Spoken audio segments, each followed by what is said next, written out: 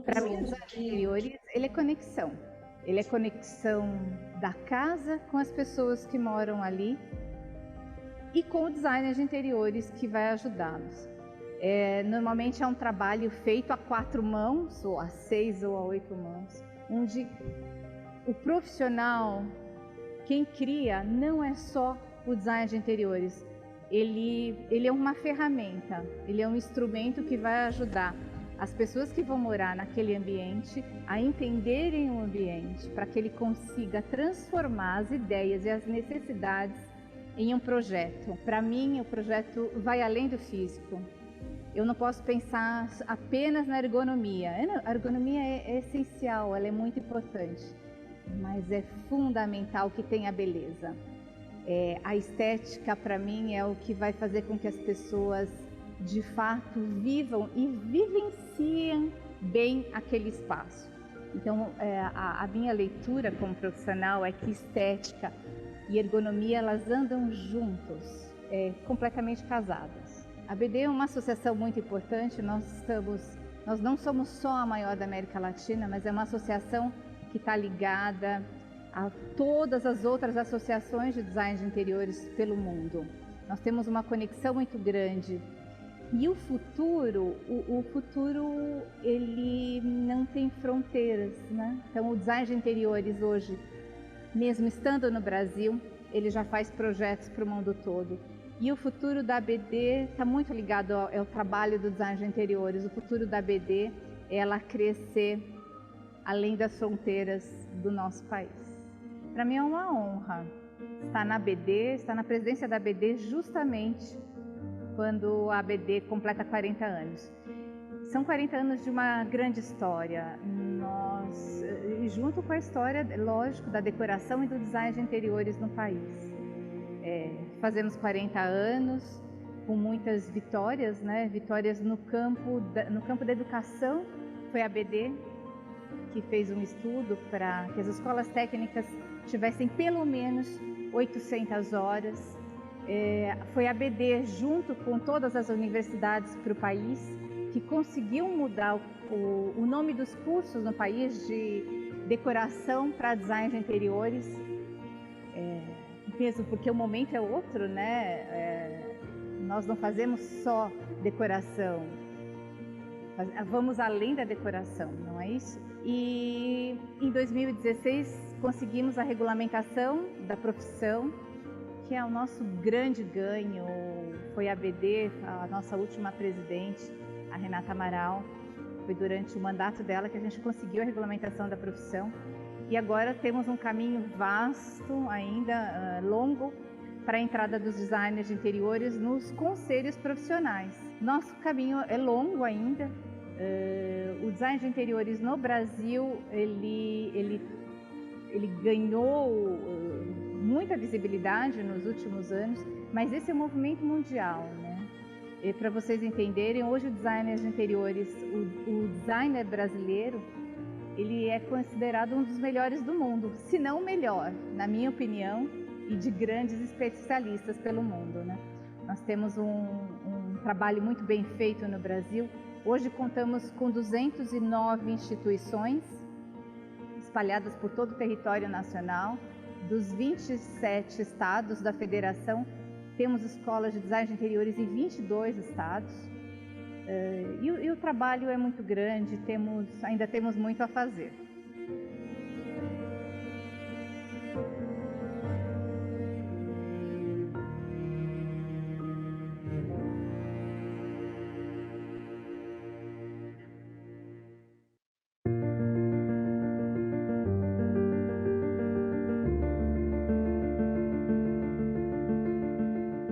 O nosso futuro começou lá atrás, quando olhamos para onde estaríamos hoje se investíssemos nas pessoas, se buscássemos soluções inteligentes para os desafios que se desenhavam, se fôssemos inovadores. Em um ano tão desafiador como este, nós crescemos, nós colhemos frutos e semeamos para as colheitas que virão.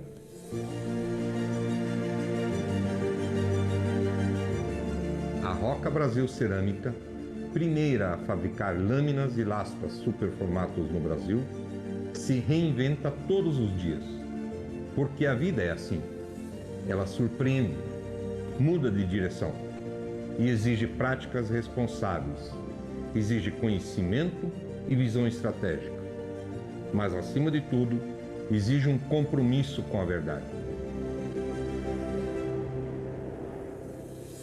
Se hoje estamos avançando, inclusive acima das projeções de mercado, é porque investimos. Investimos tempo. Tempo para cuidar das pessoas, para aprender, para desenvolver tecnologias. Tempo para olhar para frente. O futuro que queremos tem menos desperdício. É mais versátil e leve. Queremos contribuir para a construção de ambientes que possam ser refúgio, que contem a nossa história, que nos abracem. Nosso trabalho só faz sentido se for sentido. Lá na frente, caberá tudo o que vivenciamos até aqui e tudo o que desejamos de essencial para o mundo. Um mundo novo e possível. Somos a Roca Brasil Cerâmica, essencialmente novos. Muito bem, boa noite a todos. É um prazer, uma honra recebê-los aqui. Vocês me ouvem bem? Todos me ouvem bem? Estão me vendo também? Espero que sim. A gente aqui inicia essa noite com o prazer, né, a honra de ouvir um pouco da fala da Silvana Carminati, que é a nossa presidente da ABD. Ela falou um pouquinho da história da ABD, isso me deixa muito feliz, muito contente de agora estar aqui compartilhando um pouco disso tudo.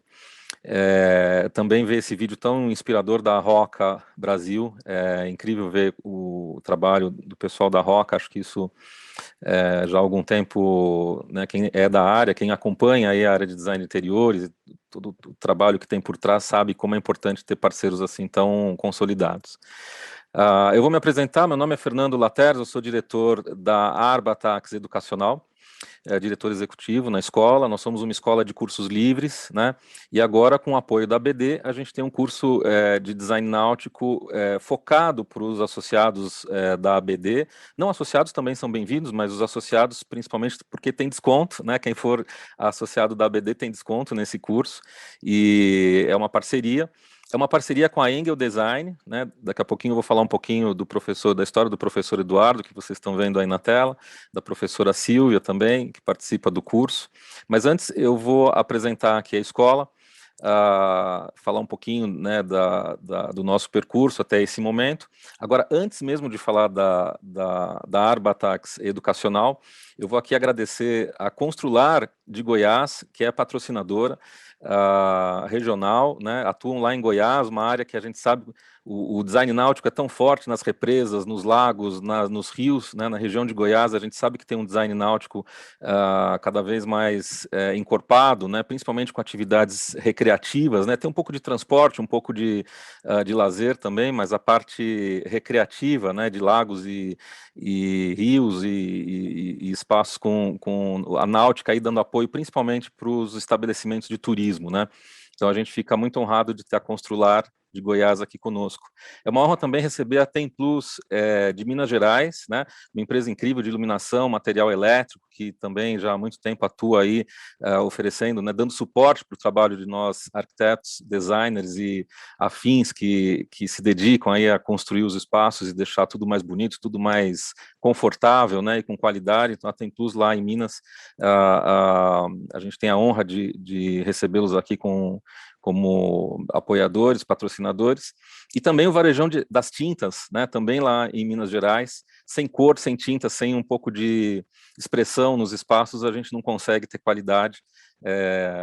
A ABD sempre trabalhou tanto esse aspecto da qualidade dos ambientes, né, acho que é uma das missões da ABD, do designer de interiores, né, e sem parceiros como o Varejão das Tintas, a gente não consegue ter transitado o campo das ideias para as ações, né? Então, eu deixo aqui o meu agradecimento público a todos eles. Vou falar um pouquinho da Arbatax Educacional, é uma escola de cursos livres. Eu vou compartilhar com vocês a tela da página, depois a gente passa o link para vocês poderem ter acesso, né? Vocês vão ver aqui que nós temos uma curadoria para os cursos, que são cursos que a gente entende se inserem, né, na condição de um projeto de vida, construção de um projeto de vida que é compartilhado. A missão da escola é justamente fortalecer os projetos de vida, conseguir transitar do campo das ideias para o campo das ações, com qualidade, com conhecimento, que é fundamental para que a gente tenha liberdade. O curso de design náutico, ele surge de uma demanda quase natural. Depois o professor Eduardo, a professora Silvia vão falar um pouco mais sobre isso, podem falar melhor, inclusive, do que eu a esse respeito, mas é uma demanda quase natural que quem trabalha na área acaba sentindo, porque eles produzem, né? Quem não conhece o Eduardo e a Silvia, eles não só curtem barco, amam barco, são apaixonados por estar embarcado, mas também projetam e colocam o barco na água e saem por aí com ele flutuando, e fazem isso para os clientes, e fazem isso há muito tempo, e por isso dominam todo o processo. O fato de dominarem todo o processo é que chama a atenção, né, acaba captando dos profissionais na área de design de interiores, principalmente, a atenção, porque é ali que surge a parceria, né? Como que eu posso fazer um projeto consistente, né, sem ter informação? Preciso de informação, é uma informação eminentemente técnica, vocês vão ver que é um curso com profundidade técnica, que não deixa lacunas né, para que, de fato, o profissional possa ter essa liberdade de projeto, né? O curso está estruturado para que a introdução já seja bastante densa, ou seja, já o curso introdutório, que é esse que vocês estão vendo, ele tem aqui um passo a passo. Quem tiver interesse pode acessar a plataforma e vai ver aqui as datas das aulas com o conteúdo que vai ser abordado em cada aula, né? Então, aqui, olhando todo esse conteúdo, vocês vão ver que realmente é um curso que, apesar de ser introdutório, ele é bastante denso, bastante carregado de conteúdo, que já possibilita essa transição, né, do campo das ideias para o campo das ações com qualidade, ou seja, com aquele repertório que é fundamental para que se tenha liberdade nos projetos de interiores, né? Então, eu vou ficar aqui disponível no chat. Quem tiver dúvidas pode ir perguntando alguma coisa aí no chat, eu vou respondendo pelo chat, né? A gente não vai ter o microfone aberto para os convidados, só bem no finalzinho da apresentação é que a gente vai abrir um pouquinho para quem quiser vocalizar alguma pergunta, mas através aqui do chat eu vou tirando as dúvidas e vou dando suporte para quem tiver qualquer pergunta, qualquer questão. Agora eu vou passar a palavra para o professor Eduardo Engel, agradecendo imensamente a ABD por esse espaço e esse apoio firmado conosco para esse curso. Agradecer também a parceria com o Engel Design e dizer que é realmente um momento muito especial, porque é um curso que já está na 3ª ou 4ª edição, né? Não é a primeira edição dele, ele já tem um percurso aí de algumas edições, isso só conosco, né, Eduardo? Depois tem uma vida pregressa ainda dele, mas ele já está algumas edições, e acho que agora, né, com uma parceria, com apoio da ABD, a gente pode entregar um conteúdo para os designers de interiores aí que é relevante para a profissão. Muito obrigado, passo a palavra para o professor Eduardo Engel. Boa noite, pessoal. Obrigado, Fernando, por tudo que você falou, mas gostaria também de contar um pouco da história da gente, até o como que a gente chegou no design náutico. Na verdade, eu e a Silvia somos arquitetos por formação. Ela é uma arquiteta de mão cheia. Eu já sou o arquiteto que procurou um jeito de conseguir desenhar barco. E quando eu comecei a procurar aonde me formar, o como ter esse tipo de informação, a gente não tinha internet. Quer dizer, eu terminei o colegial em 83, não tinha a menor ideia do aonde procurar.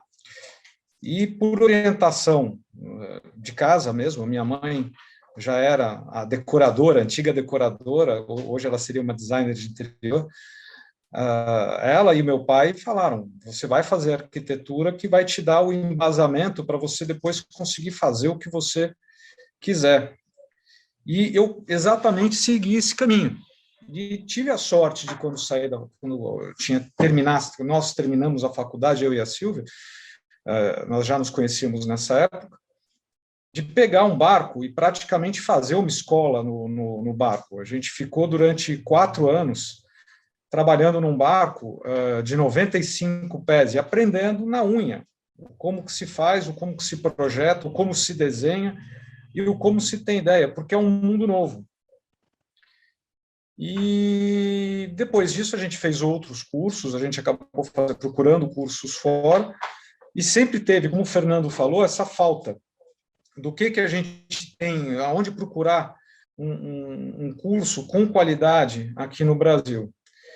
E realmente tentamos durante muito tempo, em várias faculdades, fomos muito bem acolhidos pelo Fernando na Belas Artes, montamos lá um curso maravilhoso, tanto de pós-graduação quanto cursos de extensão, e por conta da vida, da política, da faculdade, enfim, não conseguimos implantar da forma que nós gostaríamos, mas o Fernando abriu essa oportunidade com a Arbatax da gente conseguir colocar os cursos de uma maneira mais livre até, uma maneira que nós achamos mais fluida, mais dentro do mercado, mais dentro do que o pessoal pede, e que a gente pode montar os cursos também de acordo com a demanda. Ou seja, direcionar o curso de acordo com o que os alunos vão pedir e com o público que vai nos procurar. No caso, agora, a ABD. Você gostaria de falar alguma coisa, Silvia, para terminar a introdução, para a gente começar os slides? Oi, boa noite. Eu sou a Silvia, eu sou sócia da Inter Design, parceira da Arbatax.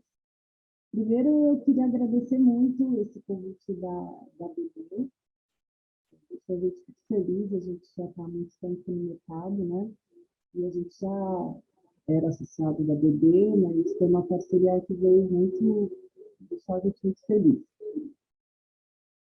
Esse curso é um trabalho nosso já há muitos anos. A gente fez uma pesquisa gigante entre as universidades no mundo todo, e as possibilidades da gente formar pessoas aqui,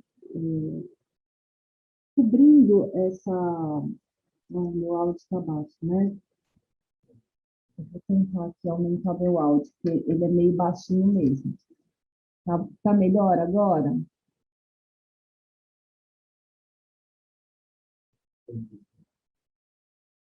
Tá. Então, a gente montou com muito carinho esse curso para abrir essa lacuna, cobrir essa lacuna que estava dentro do mercado. A gente tem uma dificuldade de encontrar pessoas que tenham a formação correta para poder fazer um bom projeto de design dentro de uma embarcação, né? Não é uma coisa simples, não é simplesmente chegar lá e tudo bem, tem diversas coisas que envolvem o design dentro de um barco.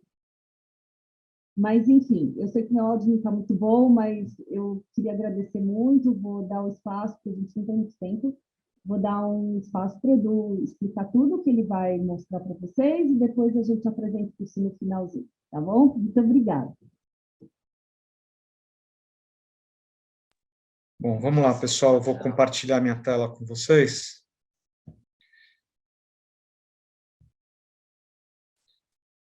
Beleza? Apareceu para todo mundo? Sim, apareceu. Ótimo, então, peraí. Deixa eu começar a passar o slide. É que o Zoom estava na frente. Bom, pessoal, deixa eu me apresentar primeiro, vamos ver se está dando certo.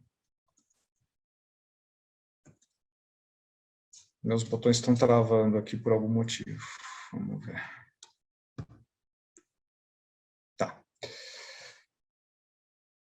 Vamos começar com um negócio que eu acho que é importante e é uma pergunta que deve ser frequente, principalmente para vocês, que com certeza boa parte dos profissionais que estão nos assistindo agora, em algum momento, teve algum pedido ou algum cliente que comprou um barco, que quer ter um barco gostaria de, como gosta já do trabalho que eventualmente o pessoal fez na casa ou fez em algum escritório, gostaria de ter esse trabalho também com essa personalidade para o barco. E fica aquela dúvida, como que eu faço? É igual? Não é? Qual é o conceito? E eu gostaria até de ter o áudio aberto agora. Eu estava preparando a aula para ter o áudio aberto, mas a gente não vai ter essa possibilidade, então eu vou fazer as perguntas e vou responder. Mas é mais ou menos assim, o que a gente tem na nossa cabeça quando a gente vai falar de barco? O que vem normalmente para a cabeça de uma pessoa que andou até, pode até conhecer um pouco do barco, mas qual é a característica dele? O pessoal normalmente vem com aquela ideia do luxo, do glamour, de ser caro, enfim, de tecnologia, um design de ponta. A gente pode dar tentar traduzir isso para várias palavras, mas uma palavra, em 2014, eu fui com a Silvia numa exposição e a gente conversou muito com um senhor inglês que tinha acabado de receber o prêmio, e ele olhando os projetos que eu levei para ele ver, ele usava muito um termo que eu acho que combina muito, e é bem legal ter na nossa cabeça quando a gente vai trabalhar com barco, até mesmo porque o barco em inglês, ele não é it, ele é she, e vocês têm na cabeça que faz sentido isso. E a maneira como a gente vai projetar, um termo que ele usou foi sexy. Tudo que a gente vai fazer no barco, ele tem que ter essa conotação e da maneira mais esplendorosa possível. Qual é o processo que a gente vai chegar a esses termos? Ou como que a gente chega nesse conceito? Uma discussão que eu tive muito com o Fernando, não discussão de briga, uma discussão de conversa que a gente abriu muito, foi o desenho. E para barco, o processo do desenho, você conseguir interpretar, tirar as ideias da cabeça e conseguir passar ela para a mão de uma maneira eficiente. Ninguém tem que ser o Da Vinci, mas é muito importante. O barco tem muita curva. A gente não trabalha dentro dos barcos como a gente trabalha na arquitetura ou no design de interior, com paredes com ângulo reto. As projeções, elas não têm um ângulo reto. O barco, ele tem, eu não sei se vocês vão ver o meu mouse, o barco, da proa para a popa, vocês vão ter um volume diferente de trabalho por cada etapa, por cada estação que a gente passa dentro do barco. Então, o espaço do meu piso, onde eu coloco a cama que eu tenho no quarto de proa, é diferente do que eu tenho no meu estar de meia nau, e vai ser diferente de uma suíte de meia nau. São espaços diferentes que eu vou ter que trabalhar com esse volume. Também vou ter que lidar com um espaço reduzido. Como que a gente faz isso? E você conseguir, nessa primeira etapa de projeto, passar isso para o desenho, passar isso para o papel, vai economizar muito o trabalho. E isso é muito interessante, principalmente para a área de vocês. O que acontece? Vocês vão ter uma demanda, de maneira geral, que o pessoal vai querer que vocês desenhem um determinado móvel. E como vocês vão fazer isso? Isso é o que a gente vai trabalhar no curso, é conseguir enxergar como que a gente trabalha essa volumetria dentro de um ambiente que ele não é simétrico. Então, a agilidade que vocês têm nesse traço manual é muito maior do que a gente tentar fazer no AutoCAD. Quer dizer, quantas vezes a gente vai ter que repetir uma curva para poder alinhar, ou por dentro mesmo, a gente conseguir acertar esses ambientes de acordo com cada altura. É mais rápido no papel e vocês conseguem, com esse treinamento, ter um resultado melhor. Eu sei que isso é discutível, deve ter um monte de gente agora falando, eu trabalho no AutoCAD, eu acho que sou super bom no AutoCAD, eu tenho desenvoltura, mas faz parte de um processo. Não, a gente não vai deixar de trabalhar com o computador é algo presente, e o trabalho do designer dentro do mundo náutico, ele vai até o final da obra.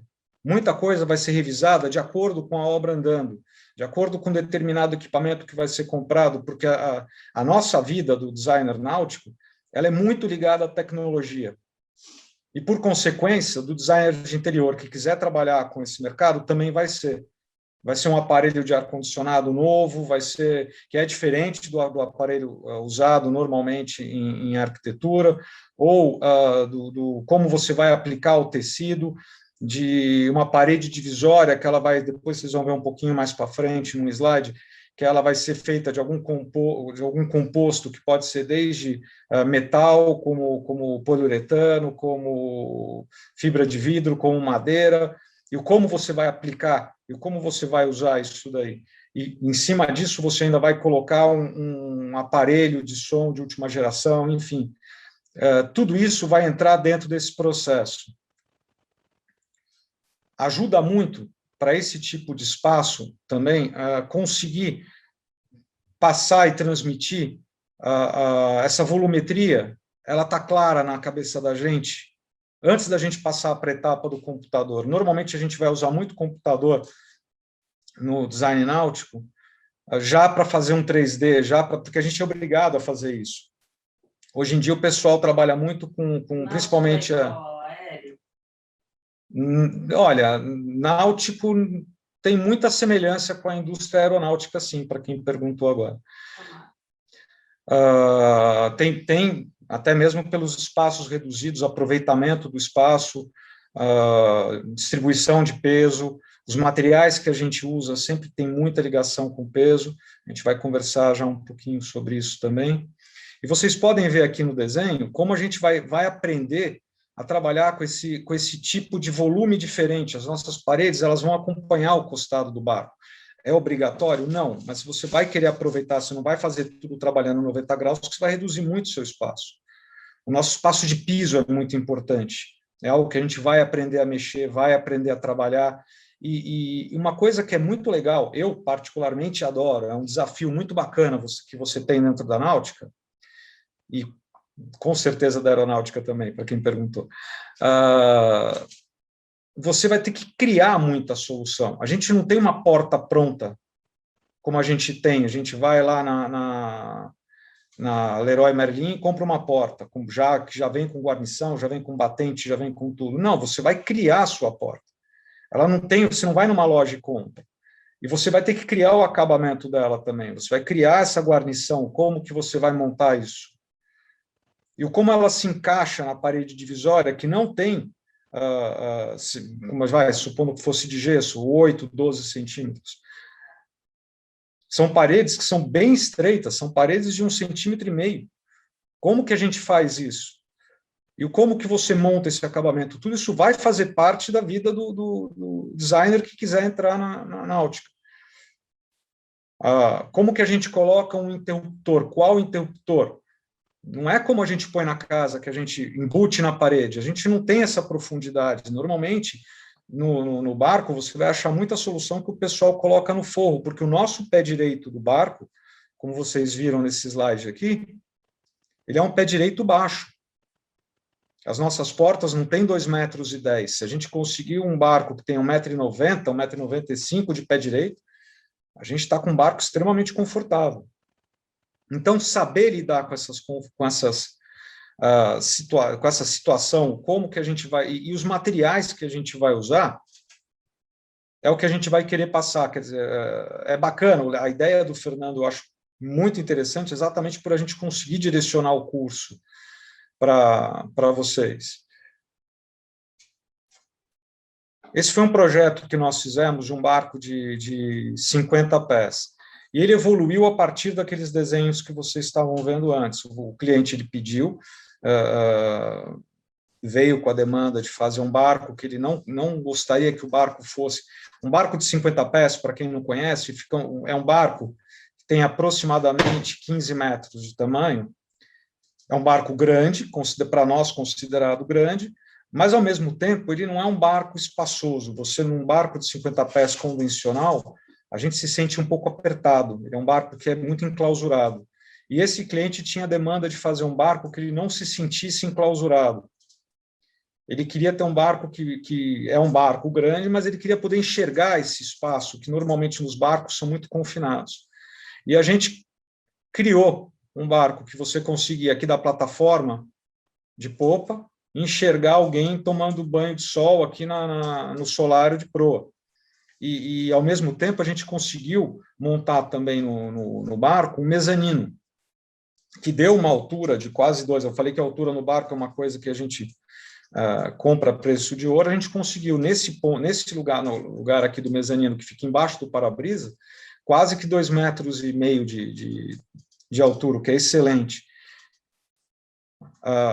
Uma coisa que é bacana do design náutico é a combinação de materiais. Eu acho que aí o pessoal de design de interior vai nadar de braçada, que vocês conseguirem combinar madeira com tecido e com os materiais que o barco é feito. Às vezes ele é feito de metal, às vezes ele é feito com fibras composites, né, que são as fibras de carbono, fibra de vidro, e a combinação desses materiais é muito legal, e que dá para fazer muita coisa com isso.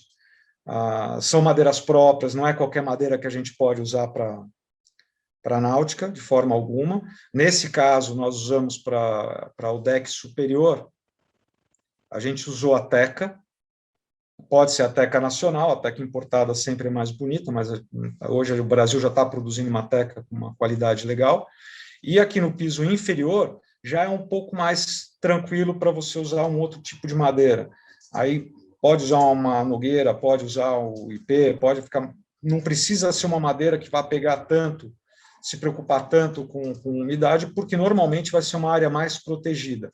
Muito embora a gente tenha que tomar todos os cuidados, principalmente aqui no Brasil, tá? Isso é importante para quem for começar agora nisso. Muitas vezes, quem for entrar no mercado agora... Querem saber sobre o mercado. Legal, já vamos conversar bastante sobre isso. Então, quem for pegar agora, quem for entrar no mercado náutico, vai lidar com muitos barcos que são importados da Itália, muitos barcos que são importados da Inglaterra. Esses barcos são lindos, são maravilhosos, um acabamento de primeira, mas eles vêm da Europa. Eles não foram feitos para a nossa natureza. E aqui a gente está num país que você olha para o lado, alguma coisa cresce. Você olha para o outro lado, vem um bichinho e come. Então, normalmente, nesses barcos que vêm de fora, a gente acaba tendo um problema muito grande com isso. Eles não são invernizados, a madeira não é tratada, por exemplo, dos dois lados. É uma coisa que é super importante para a gente aqui no Brasil. Você é obrigado a tratar a madeira dos dois lados. Se for para invernizar, inverniza de todos os lados possíveis e deixa a madeira selada e protegida ao máximo que você conseguir, para evitar esse tipo de problema. O nosso mercado, só para fazer uma análise rápida dele, eu vou passar para vocês um estudo que foi feito, é bem antigo, mas eu acho que dá uma bela perspectiva do que tem hoje, tá? Esse estudo, a gente fez e viu isso acontecer na Arcobar, que é a Associação dos Construtores de Barco do Brasil, em 2012. A gente tinha considerado como barcos de lazer a partir de 22 pés, que são catalogados pela Arcobar. Aproximadamente, no Brasil, 25 mil embarcações acima de 22 pés de fibra de vidro, somente dedicadas para lazer. Eu não estou falando disso aí de frota pesqueira, nem de barcos de serviço, nem daquelas barquinhos que o pessoal compra para ficar pescando no Pantanal, nada disso. Estou falando de barcos que saíram de estaleiro. É lógico que isso aí é um número muito menor do que o real, ainda mais em 2012. Vamos considerar que a gente teve um erro de 10, vamos falar que são 250 mil barcos dentro d'água, ou de 100. 250 mil. Se quiser, a gente pode falar até de 1.000 de erro. A gente vai falar de 2.500.000 barcos de lazer dentro da água do Brasil, que a gente não tem nem hoje. Não temos hoje 2 milhões de barcos na água dedicados somente para lazer. Nessa mesma época, nos Estados Unidos, o mercado era de 80 milhões de barcos na água. Isso a gente tem uma ideia, tudo bem, eles têm uma costa maior, mas isso dá para ter uma ideia do quanto que a gente pode crescer. E aí eu vou dar um dado mais atualizado. No ano passado, a França, ela vendeu alguma coisa em torno de 70 mil barcos no meio da pandemia. Quer dizer, isso porque a França é bem menor que o Brasil, e se você somar todos os rios e o litoral francês, não dá o nosso litoral. Eles também, logicamente, esse número você vai colocar como... Eu estou tentando lembrar, porque foi de uma reunião que a gente teve no Fórum Náutico Paulista da semana retrasada, eu estou tentando lembrar, quem deu esse dado foi o Thierry Stump, que fez os barcos do Amir. E eu estou tentando lembrar se isso daí, se ele falou 70 ou falou 700, viu? Enfim, é um mercado que a gente tem um potencial muito grande. O Brasil ele está começando a entrar no mercado internacional, você tem estaleiros que já estão exportando barcos e estão, de uma maneira, se colocando de uma maneira bem firme lá fora. Isso é bem interessante. É um mercado que agora, na pandemia, chegou a crescer 30%. Para mim, foi um crescimento que a gente sentiu aqui no escritório, esse crescimento de uma forma bem feliz, porque antes da pandemia a gente estava com aquela economia meio estagnada e era uma coisa que eu acho que todo mundo acabou sentindo, mas é um mercado crescente, viu? Bom, continuando um pouco agora o que a gente estava falando. Esse desenho, esse slide, eu acho que vale para a gente já começar a pegar um pouco de como que vai ser esse processo de projeto e de criação, já numa fase mais adiantada. Ou seja, a gente já está trabalhando aqui com o pessoal que já está fazendo um 3D, e, ao mesmo tempo, a gente já está trabalhando com a escolha de materiais e soluções que a gente precisa dar em função das dificuldades que a gente vai vendo de acordo com a evolução do projeto. A gente trabalha numa espiral, e os engenheiros vão sempre colocando para a gente algumas dificuldades, ou seja, olha, existe um conflito agora no pé direito, quando você está no quarto de meia nau, para você poder atravessar o quarto e você ter um pé direito bom para as pessoas poderem ir sem precisar abaixar. Então, você tem que voltar um passo atrás e criar, então, aonde eu tenho o quarto, eu vou criar no meu ambiente que está em cima um degrau para poder ganhar esse pé direito. E, ao mesmo tempo, eu já vou ter que pensar, poxa, mas na hora que eu crio um degrau, eu vou fazer com que a pessoa se abaixe, porque aqui em cima eu já tenho um pé direito baixo. Então, qual vai ser essa solução? Mas a pessoa, quando ela começa, ela vai dar esse primeiro passo, ela já está se abaixando para poder descer esse degrau. Enfim, e barco, a gente tem algumas coisas que a gente vai abrir mão, sim. Uma escada mais inclinada, um corredor menor. Às vezes a gente vai passar apertado por algum lugar, mas são os espaços que o barco permite. Então, não lembro agora quem fez a pergunta da comparação com uma indústria aeronáutica, é parecido com você decorar um helicóptero, não tanto um avião, tá? O avião, às vezes, ele tem um espaço muito maior. Talvez um Learjet tenha menor. Serão abordadas embarcações turísticas e de serviço? Hoje, desenvolver investimentos para quem tem barco. Agora, nessa fase, vocês já vão começar a trabalhar com essa escolha dos materiais e com o desenho que vocês vão fazer do mobiliário.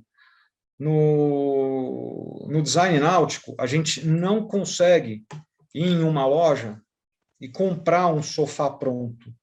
A gente não tem como ir no shopping D&D ou em alguma outra loja, ou passear em alguma loja e procurar, falar, olha, gostei desse sofá, Podemos comprar e botar no barco? Não vou falar que não existem, tá? Vocês têm determinados tamanhos de barco que permitem isso. Mas, na grande maioria das vezes, vocês vão acabar desenhando o seu mobiliário. Você vai acabar desenhando o mobiliário, a solução que você vai dar para a mesa. Isso daqui, para barco, a gente chama de dinette. E, em grande parte das vezes, a gente vai fazer uma mesa que desce para você botar uma almofada em cima e, eventualmente, isso até virar uma cama. Que para o barco, esse tipo de espaço é importante. Muitas vezes vai viajar com um monte de criança, ou precisa pernoitar, teve alguma emergência, teve que pernoitar fora. Os espaços são criados.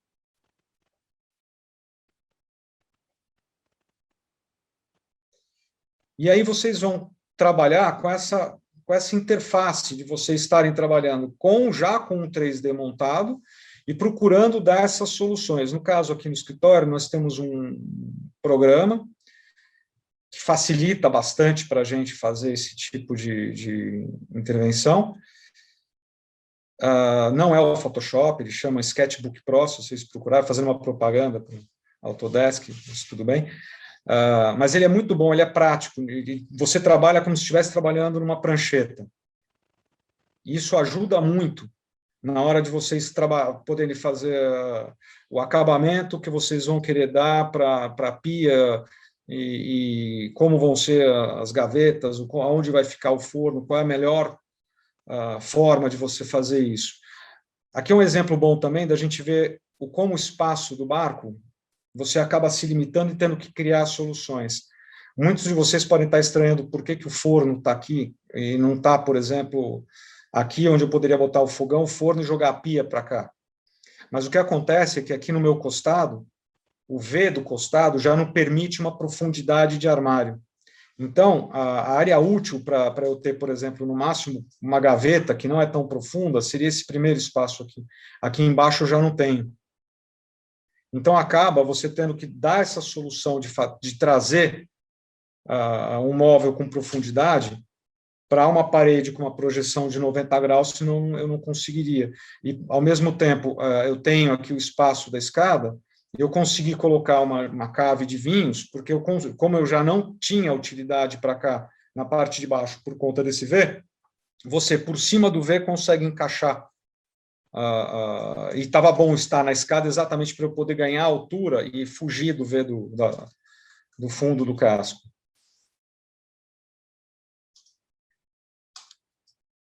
De novo, aqui uma forma da gente montar e junto com o projeto evoluindo, a gente já ter essa interferência.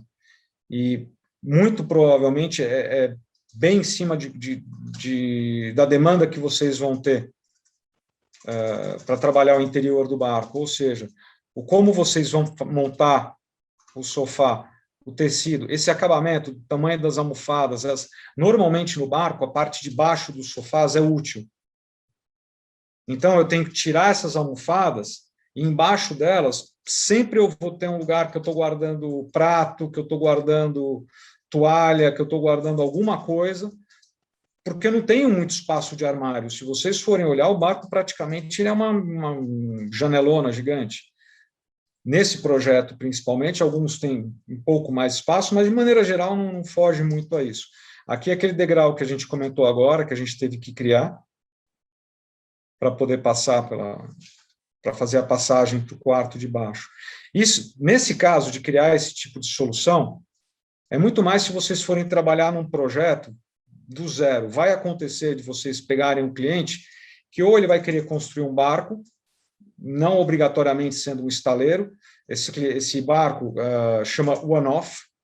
Então, é um cliente que tem uma vontade, muitas vezes ele chega até alugar uma forma, que isso aí acontece dentro do mercado, ele tira um casco, ou ele tira até um casco com um casaril que ele não gosta, e ele quer que vocês mexam nesse barco de maneira geral. A única coisa que a gente não vai mexer no barco, que vai ser sempre evitado de mexer, são nas anteparas e nas cavernas. Ou seja, a gente não vai mexer na estrutura do barco, onde ele está estruturado. Mas não é como uma casa que você tem uma viga mestra, não é claro isso. Então, você tem os espaços já do barco mais ocos e vai ser sempre travado por essas anteparas. Essas daí, normalmente, a gente não mexe. Vai existir o caso de mexer, mas normalmente não se mexe nisso. De novo, a forma como a gente vai trabalhar isso daí. E uma coisa que é bacana, e eu particularmente gosto muito, quando a gente está fazendo um projeto de barco, se vocês forem ver como é que era o barco antigamente, quem comprava o barco antigamente, senhoras, me desculpem quem estiver assistindo e for mulher, mas eu não vou falar uma besteira, eu vou falar um fato. Quem comprava barco até os anos 70 era o homem. Barco era uma coisa suja, era uma coisa que cheirava óleo diesel, e que normalmente mulher só queria distância de um barco. Só não estou falando de navios nem de superiates, eu estou falando de um barco até desse tamanho. Não era algo agradável. A partir de um determinado momento, o mercado enxergou que o homem não fazia mais esse tipo de compra sozinho. Ele tinha que ter o aval e a participação da família e da mulher. A minha tia tinha um barco, Fernando. Sua tia era uma exceção. Mas ela sabe do que eu estou falando. Então, o que acontece? O barco começou a ser feito e projetado para a mulher olhar. Então, você vai hoje num boat show, você vai ver que o barco ele já se preocupa com o cheiro, ele já se preocupa com uma combinação de tecidos, com o conforto, com o tato, com uma série de coisas que a mulher enxerga muito melhor do que o homem. Muito melhor do que o homem. E isso é importante. Hoje um barco não se vende mais um barco se não tiver esse tipo de viés, de pensamento. Mas tem um lugarzinho no barco, só um, que continua sendo dos homens coitados. Assim, a gente sobrou para nós um lugarzinho que é o cockpit. E que esse é o lugar que as designers que vão montar o barco, que muitas vezes torcem um pouco o nariz para determinadas coisas, como contagiro, velocímetro, pressão de óleo, medidor de pressão de óleo, voltímetro. Aí eu não quero saber o que é uma plotter para carta náutica. Aí é o lugar de vocês também cederem um pouquinho e falarem, olha, chama cockpit porque é o lugar principal do barco. Tudo bem que o dono do barco ele vai entrar aí, vai comprar o barco, sentar aí, depois ele vai dar na mão do marinheiro e nunca mais vai sentar aí.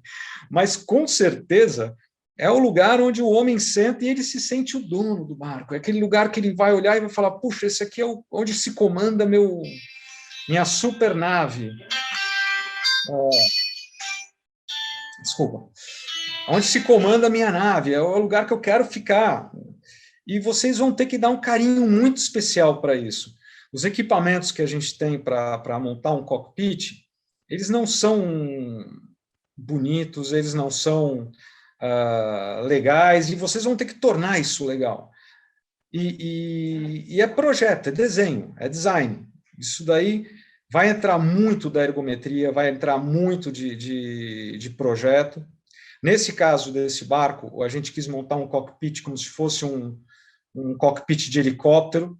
Então, vocês lembram que eu queria que o barco fosse vazado? A intenção do projeto era se enxergar da popa até a proa e a gente não ter nada impedindo. Então, nem o cockpit impedia essa abertura.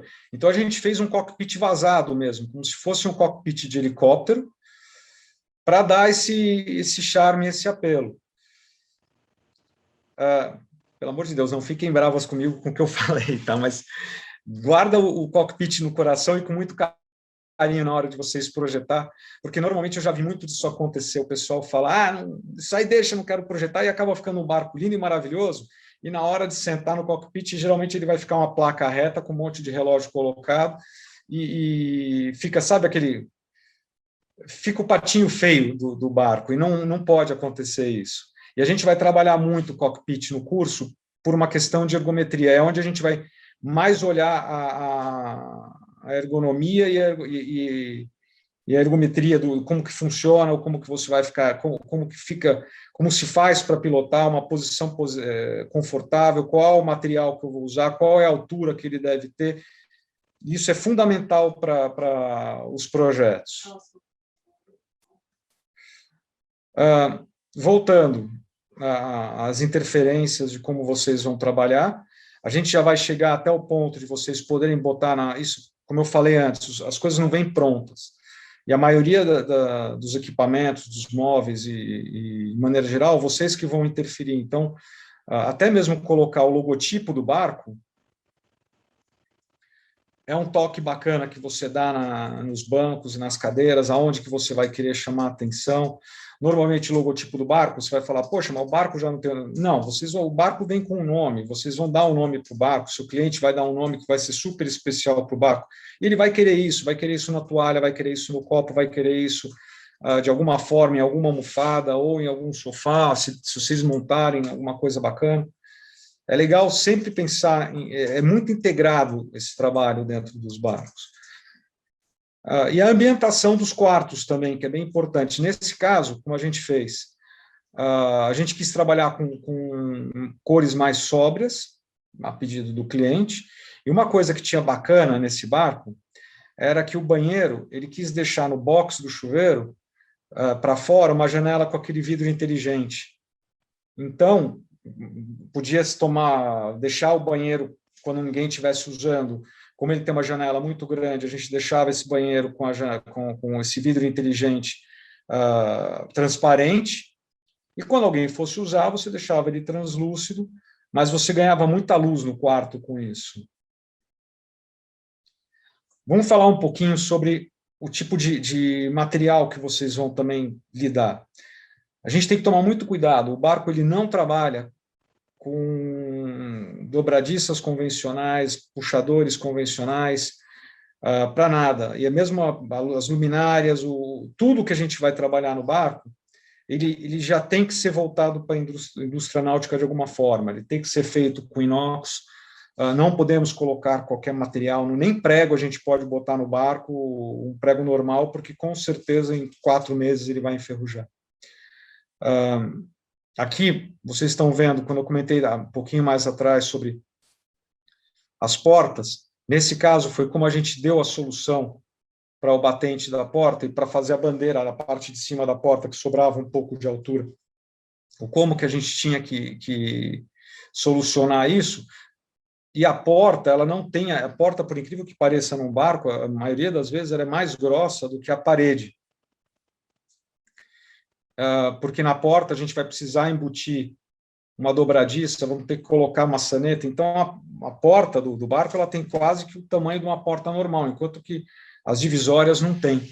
Então, a gente tem que criar uma peça que vai fazer essa interface entre a porta e a divisória.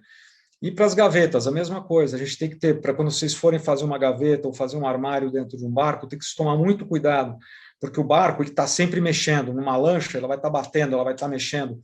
É muito fácil uma gaveta abrir e tirar tudo de dentro. Para vocês terem uma ideia, quando você vai guardar um faqueiro dentro de um talher dentro do barco, vocês vão dentro da gaveta montar como se fosse um casezinho. A faca vai no lugar da faca, o garfo no lugar do garfo, a colher no lugar da colher, os pratos têm que estar todos seguros, porque senão, conforme o barco vai andando, pode dar um acidente enorme. Isso daí cai. Eu vou te falar que mesmo quando você se previne, cai. A gente uma vez montou um barco, só para dar um exemplo, e um barco lindo, um barco de quase 70 pés, e a gente saiu num dia que o mar estava muito ruim. E na escada, perto da escada, ele tinha colocado uma cave de vinhos, que devia ter lá umas 30 garrafas de vinho. A cave abriu, e ele quebrou 30 garrafas de vinho escada abaixo, além de arrebentar com uma escada de teca, porque a escada ficou toda marcada com as garrafas caindo, que elas caem com força. O barco é um barco de 30 toneladas batendo, é uma coisa que é muito forte. A Silvia pode dizer depois que ela quase saiu voando, ela estava tomando sol. Desculpa, amor. Aí a parte de dentro, lá de onde ficam os quartos, o deck inferior do barco, encheu de caco de vidro, de vinho, ficou insuportável ficar no barco, acabou com a viagem. Mas, enfim, acidentes acontecem. Então, tudo isso tem que ser muito pensado durante o projeto. A gente não está falando de uma casa, de um prédio que fica estático. A gente está falando de um negócio que se mexe muito. Aqui, mais ou menos, aquilo que a gente conversou um pouquinho atrás sobre as divisórias, material de divisória, materiais que vocês vão usar. Eu quis colocar essa foto aqui para vocês entenderem como que é um espaço de um barco, como que vocês vão trabalhar esse espaço, para mostrar como a simetria ela interfere no nosso projeto. E aqui a gente tem alguns tipos de material que são usados no barco para fazer essas divisórias, ou seja, a gente vai trabalhar com isso aqui, são dois compósitos diferentes, esse aqui vai ser com honeycomb de alumínio, esse daqui seria com de poliuretano, a madeira, a gente vai ter vários tipos de compensado, e a gente pode trabalhar também com barcos feitos de metal, que na verdade, está tendo uma tendência mundial para a gente sair um pouco dos compósitos, tá, pessoal? De maneira geral, eu acho isso ainda muito discutível, porém você tem toda a parte com relação à ecologia, com relação à reciclagem, que é muito importante. Os compósitos não permitem isso. Enquanto que você trabalhando com alumínio, com aço ou com madeira, já é algo reciclável, já é algo ecologicamente correto. Porém, a facilidade de trabalho da fibra de vidro ainda a gente não conseguiu superar. Está começando a mudar um pouco por conta dos robôs. Então, hoje eu consigo montar um barco de metal ou de madeira usando corte de robô e, no caso do metal, ainda usando a solda. Mas ainda não é algo muito fácil, até por conta do preço da matéria-prima, né? Isso aqui é um modelo para vocês verem mais ou menos de um barco que nós fizemos, para entender como que é essa dinâmica de trabalhar com espaço, como vocês vão ter que lidar com o costado, que tem uma determinada inclinação, como se pode tirar proveito disso, ou seja, criando um armário. Nesse caso, o dono do barco não queria saber de botar nenhum tipo de persiano, de veneziano ou de cortina, então a gente optou por essas duas vigias, que são vigias de tempestade, que chamam, e são lindas, são italianas, é maravilhoso. Isso é uma coisa boa do barco, vocês vão ficar lidando o tempo inteiro com esse tipo de produto que vai vir da Itália, outro vai vir dos Estados Unidos, outro vai vir de Dubai, sei lá de onde. E, de novo, isso é muito importante, pessoal. Tenham na cabeça que o barco tem que ser... Sexy eu acho lindo para usar para barco. Eu acho que combina com isso, porque é mais fácil do que eu ficar tentando falar que ele é glamouroso. Não, sexy, porque aí eu posso ter um barco pequeno, de 26 pés, ou um de 70 pés, ou um de 90 pés. O importante é que eles sejam sexys, que vocês consigam esse resultado no final. Aqui é só para vocês enxergarem esse barco que a gente estava trabalhando de 50 pés, então seria o projeto final dele.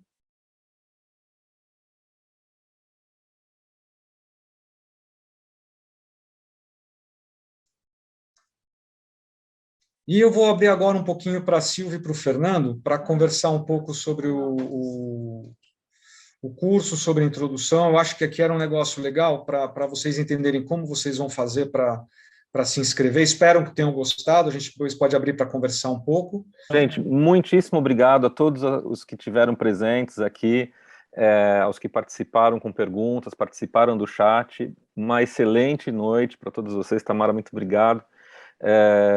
Professor Eduardo, professora Silvia, é sempre um prazer, sempre um momento especial.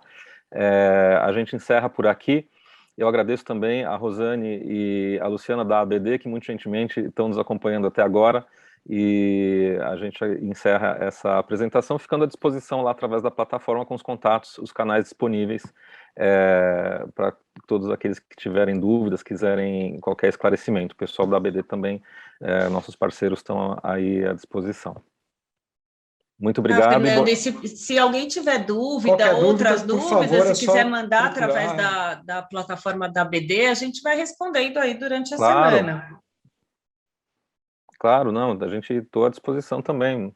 Não imaginei que vocês também não estivessem à disposição. Imagina. A gente acaba até se entusiasmando, né? O curso, na verdade, ele ocorre faz tempo, né? Assim, indo, né? Porque já antes dele estar formalizado, a gente sempre tirava as dúvidas, sempre se juntava com os alunos, né? Quanta gente não iniciou uma carreira aí porque teve acesso a vocês. Sim, você sabe que o Carlos está... Carlos está embarcado. Tá num veleiro aí na Bahia com uma tripulação, ele se enfiou lá dentro do barco e está fazendo uma viagem, ajudando lá no veleiro, muito bacana. Quero ver o que ele vai contar aí, é um ex-aluno. Que bom, fico feliz. Muito bem. Evandro, Ana Lu, Alessandra, Juliana, Tauana, Marcelo e todos aqueles que estiveram presentes, muitíssimo obrigado. Peço aqui que a Luciana e a Rosane encerrem, a gente fica à disposição e deixo aqui um forte abraço para todos. Obrigada, gente. Obrigado, pessoal. Muito obrigada. Obrigado mesmo. Boa noite.